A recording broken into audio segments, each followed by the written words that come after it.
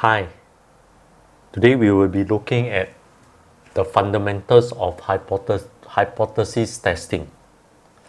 Now, the purpose of this chapter is to give you a rough picture of what hypothesis testing is about.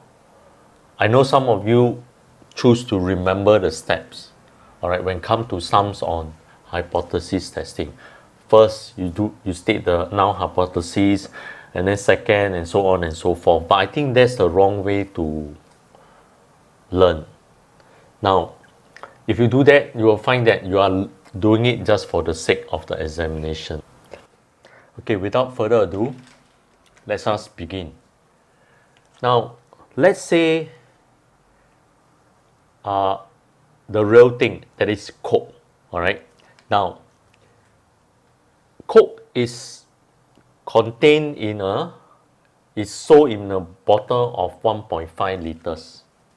Now, what happens if one day you suspect that, nowadays it seems that the amount of Coke in each bottle is less. Just assume that you have this suspicion. So, how are you going to see whether the claim by the manufacturer is true or not?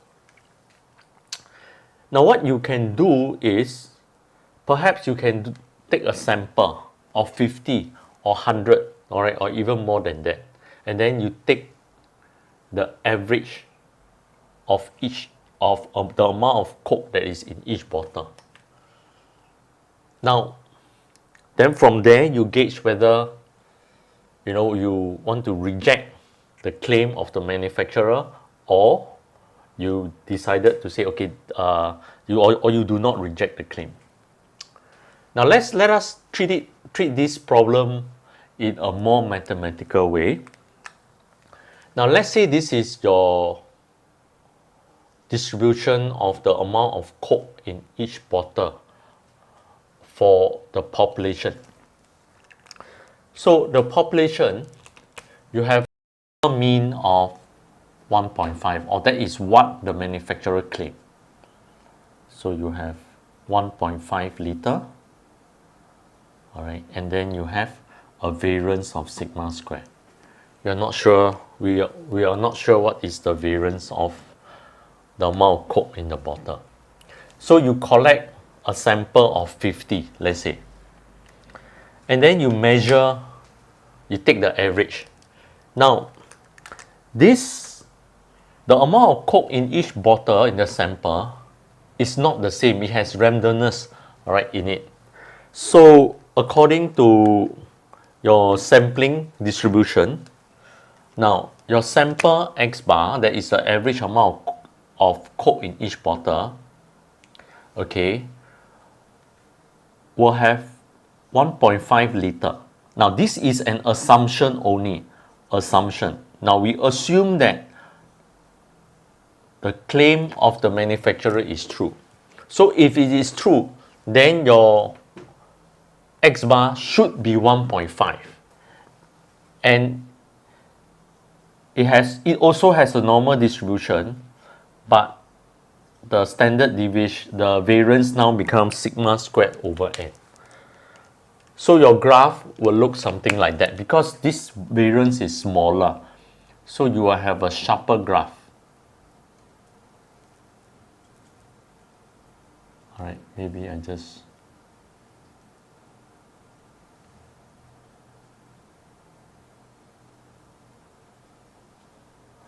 All right, so this is your graph for X bar, your distribution, the probability distribution graph for X bar.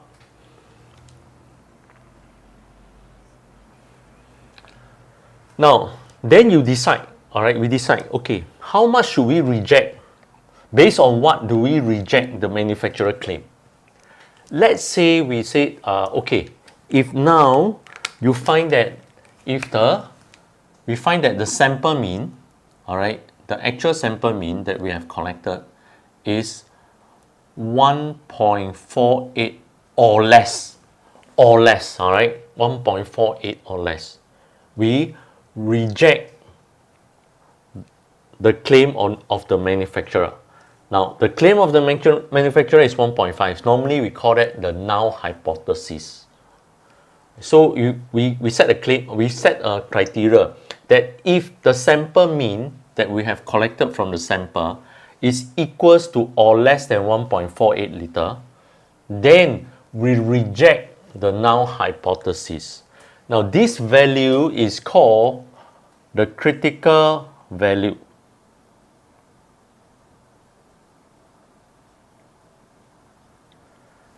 Because it separates the rejection region. All right, this is the rejection region. All right, this is called the rejection region.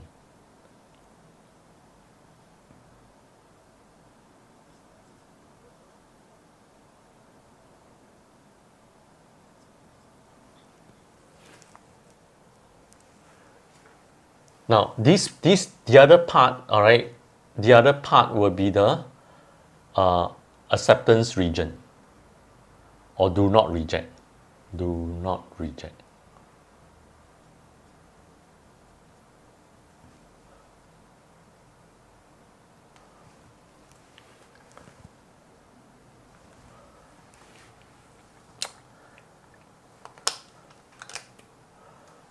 Now, so if you collect the sample mean, all right, if your sample mean falls above 1.48, let's say if it's 1.485, then we do not reject the null hypothesis. We are saying that, okay, fair enough, all right, we believe that what you say is true.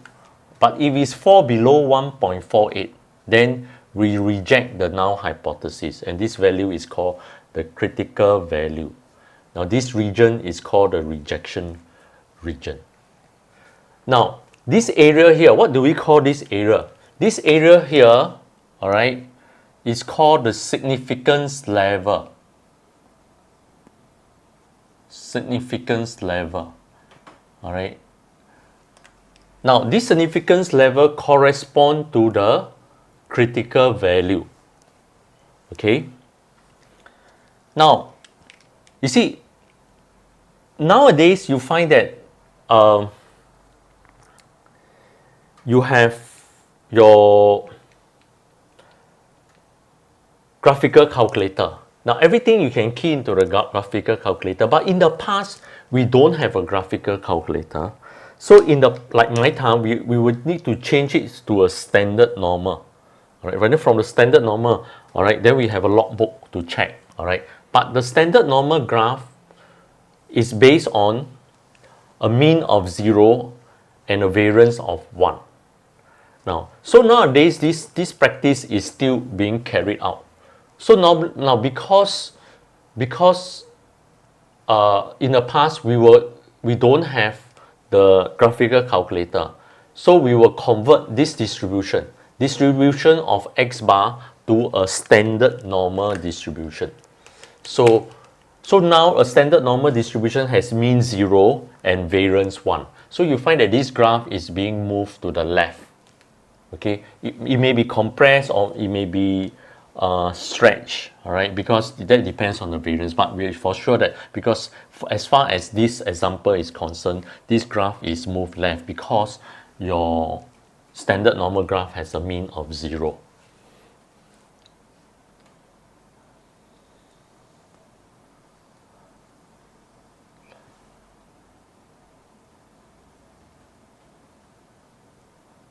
Zero, 1. Now then all these will have a correspond, the critical value will also have a corresponding value, okay. Now 1.48. Now it depends on you also have a critical value, all right, and the same significance level, okay.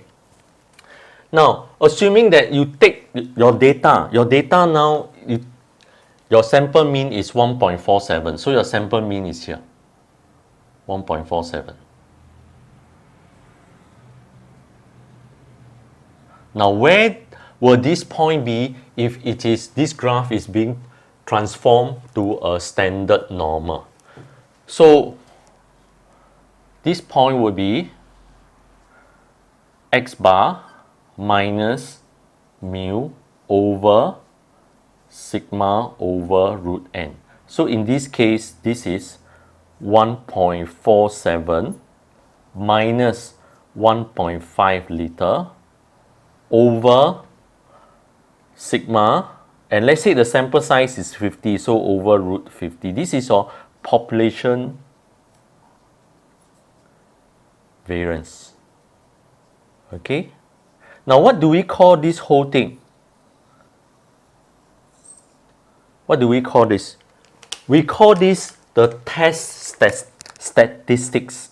All right, we call this the test statistics.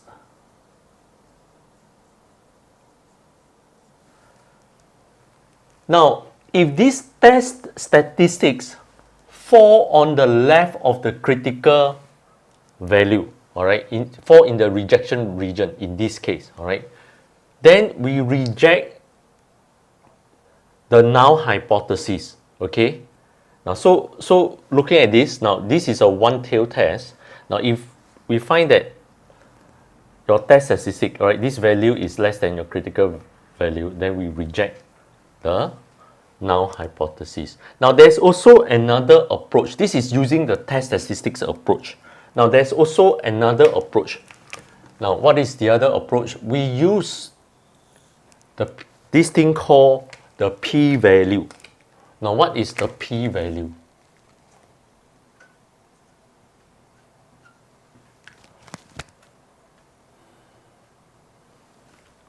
Now from your sample you can derive, you get this result 1.47. Now your p-value is the probability of getting results that is more extreme than what you have gotten from the sample. More extreme than what you have gotten from the sample. Now let's say your sample you got 1.47. All right.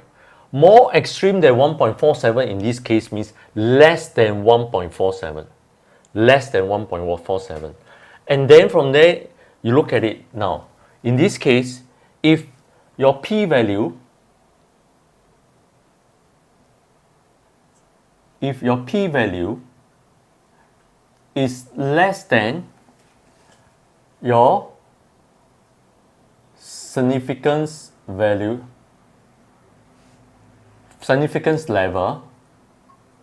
then we reject the null hypothesis.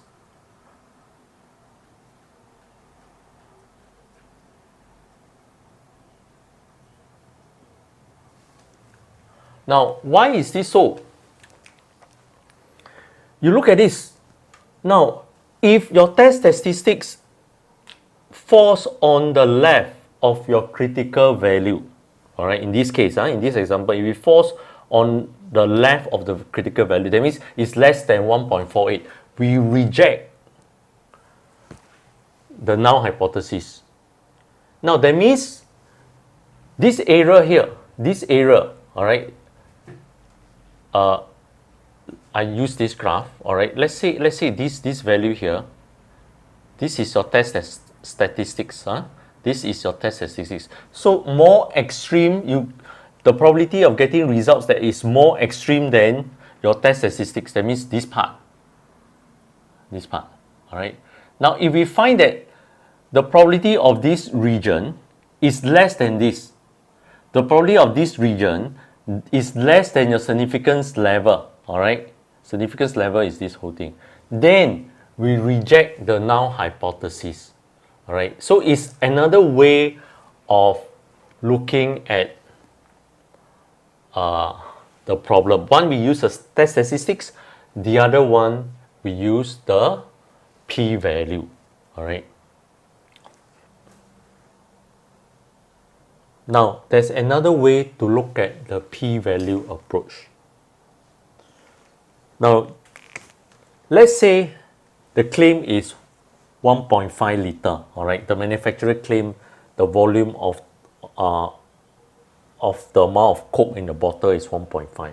So we do an experiment, all right? We collected 50 sample, and we get the sample mean to be x bar to be, let's say, 1.45.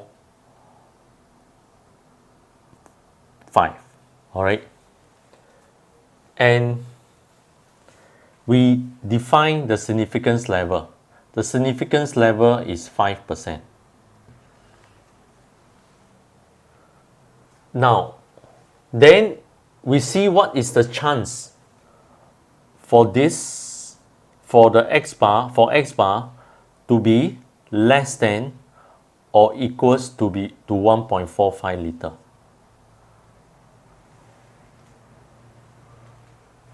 Now, this will give me an answer, all right? This is called the p-value.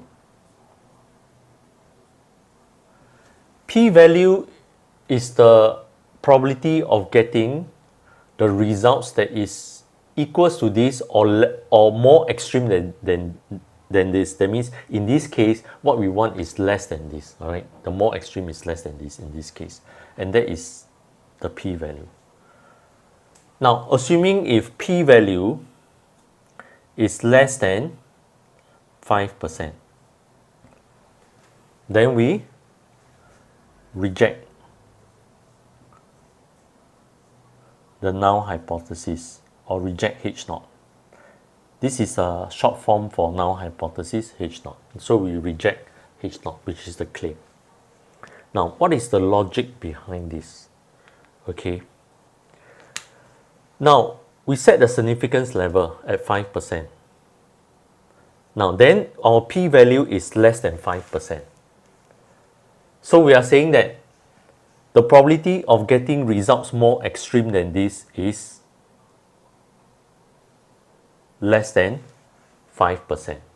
But the fact that we got this result, all right, we got 1.45, all right, is so we reject, all right. Now the logic is you can compare, like let's say I tell you, okay, inside this box of balls there are only one black balls and there are 100 balls in the container. So I said you are allowed to pick one, all right, and then from there you must gauge, you must determine whether, or you must guess whether what I'm saying is correct or wrong, or whether am I lying to you. Now, I told you that there's only one black ball. So you went to the box, you are allowed to take only one ball from the box. So you pick one ball, and that ball happened to be black. Then you will be thinking that I'll probably be lying to you because the chance of picking up a black ball is so rare. And yet, it's 1 out of 100, and yet you pick the black ball. So you would think that my claim is false. Okay, it's the same case here. Now, we are setting a criteria that if there's less than 5% chance of getting these results, or worse than this, or more extreme than this result, you reject the null hypothesis. And now you got 1.45. Okay, the fact that you got 1.45 is less than this, is less than your criteria. So in the same way, we reject the null hypothesis. For that, we come to the end of this lesson. Thank you very much.